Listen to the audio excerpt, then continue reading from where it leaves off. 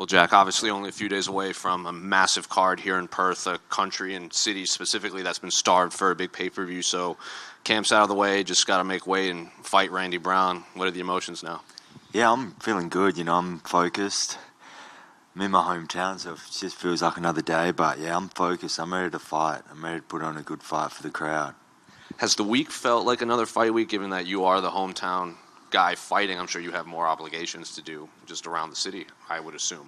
Yeah, it's been nice just to be able to go home and spend time with the family and not have to then go upstairs to a hotel room. So it feels a little bit different, but yeah, I'm in the zone now, so it feels like a fight. I feel like there's a fight on the horizon. Looking at Randy Brown specifically, what do you make of him as an opponent? I think people don't realize how long he's been in the UFC. He's a tall, rangy guy, so what do you make of his skill set and what he brings? Yeah, he's a good, challenging opponent. He's extremely tall. He's been in the game a lot, fought some of the top guys in the division. So yeah, I'm excited to challenge myself. I think I can beat him, and yeah, that's what I'm coming to do. Who are some of the guys that you brought in to train with specifically, or did you bring anyone? Because Randy's one of the taller welterweights that you could probably fight in this division. Yeah, he definitely is a tall guy. I really haven't brought anyone different in. I've spent years training my brother, who's a pretty similar frame to Randy. So yeah, it's a style that I'm used to fighting, and I think I've got the tools and the team to make it happen.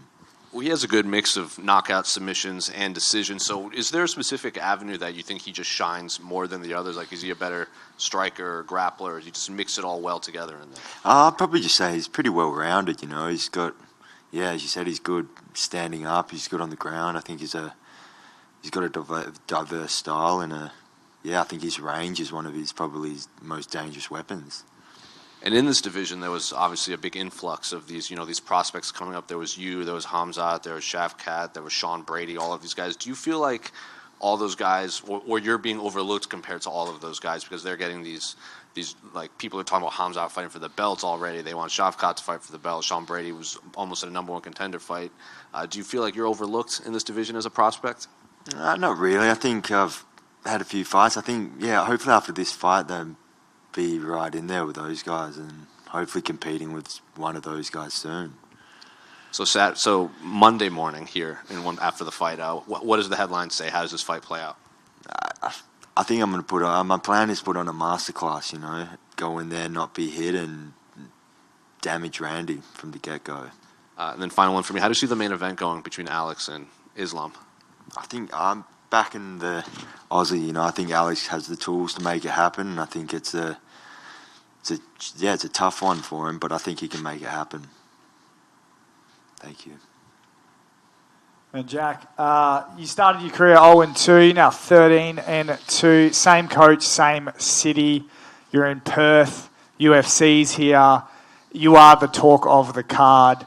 Is it sort of like a crowning moment to you, even though you've got a long career ahead of you, but is it a real pinnacle moment for you?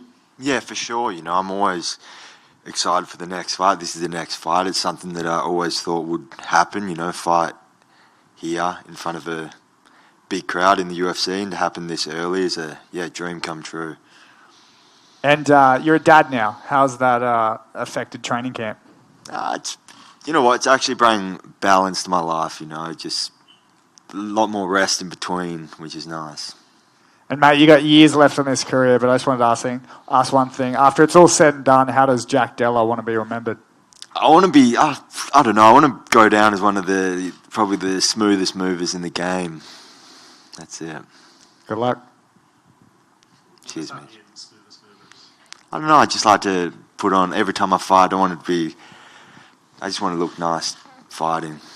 Well, it's worked so far. I mean, that rookie year in the UFC couldn't get much better. Is there a certain pressure you're putting on yourself to live up to those expectations? You're using words like masterclass and things like that.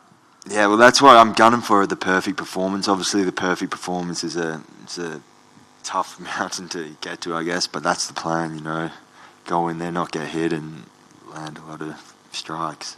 How close were the last ones to the perfect performance? I mean, 3 first-round KOs in a row. It's pretty good.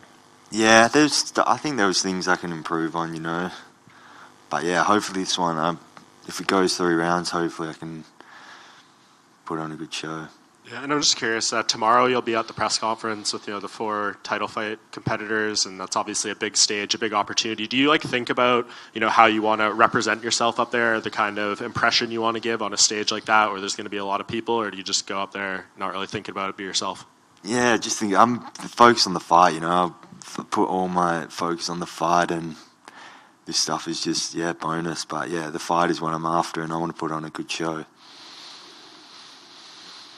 Yeah, I just wanted to get like a prediction on Usman versus Leon Edwards for the title. I think Leon can do it again. I think he's probably. I think for rematches, when the younger guy wins the first time, I think he's probably going to win the second time, and I think he's got the skill set to do it. And I think it's Usman's time has been, and I think Leon will get the win. Hey Jack, how you going? Good, thank you. Coming in after 3 first round knockouts, does a kind of sense of complacency kind of build where you have a fight coming up and you're like, yeah, no, I'll get this done? Or do you, in the prep, are you always like, no, this could go 3 rounds, I've got to be prepared, and you have like a team that kind of pull you in, or do you not kind of have that problem? No, I'm focused. I'm ready to go 3 rounds. That's obviously what I've signed up to do, so yeah, I'm ready to go 3 rounds. If I can get it out of there early, then that's just a bonus. And you mentioned how you're just focused on the fight, but you are fighting about as close to home as you can fight. Yeah. And this is all your family and friends supporting you. Do you feel any kind of pressure going into that, or is it kind of a fire that lights up underneath you? Yeah, I think it's the pressure. I think it is an important thing, and it would just make the win feel that much better. So yeah, I'm going to embrace the pressure, and this isn't something you get to do every day, so I'm going to enjoy every second of it. And it might potentially be the only time this happens, but how are you feeling about having a fight and then going home to sleep in your own bed? Yeah, it's incredible. That is a big bonus. Go home straight after the fight, eat these food that I'm used to eating, and just continue on my life the next day. Cool. Cheers, mate. Darren Till mentioned that he trains almost exclusively in Liverpool, and then he went over to Thailand and he picked up a lot of extra skills and what have you. Does that interest you in the future, maybe, of going outside of Perth? And if so, where would you ideally want to go? Yeah, no, I think this year I plan on going to Thailand at some point, take the family, have a little holiday, and it's a good excuse to holiday and get some good training with different people. But yeah, my team at the moment is getting the work that I need to be done, and that's what it's about.